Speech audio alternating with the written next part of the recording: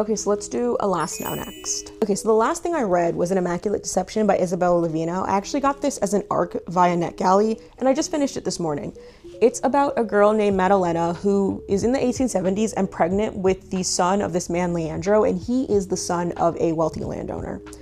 And her mother tells her, you need to get a proposal, otherwise you're going to have to give up the baby. So then she goes to tell him, but then something happens in the carriage there and it crashes. And when she wakes up, she's at Leandro's estate, but something's wrong with him. He's not exactly right. And she feels a little bit suspicious about what's going on.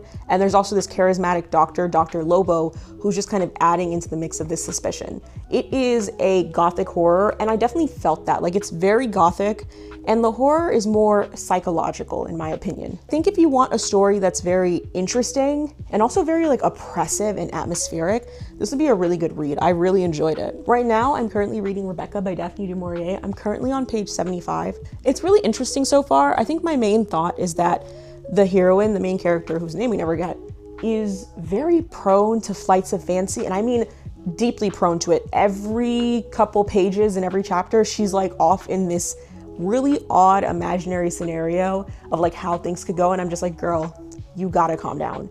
And as for what's next, I'm gonna use my TBR wheel. I use this whenever I can't really decide what I wanna read. It has my monthly TBR and then any other books that have just like caught my attention.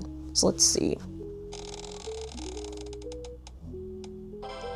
So the wheel picked The Shadow of the Gods by John Gwynne, and I was hoping it would pick something that wasn't too long because Rebecca is also long, but it's okay. I don't actually know what this is about. I admit I mostly picked it up because I liked the cover and I saw it was a pretty well-recommended fantasy, but it says on the back, from master storyteller John Gwynne comes a Norse-inspired epic of blood and vengeance. That doesn't really tell me much about the plot, and there is more that tells me about it, but just from that alone, it sounds interesting and like the kind of story I'll probably like devour. So I'm pretty happy with this, actually.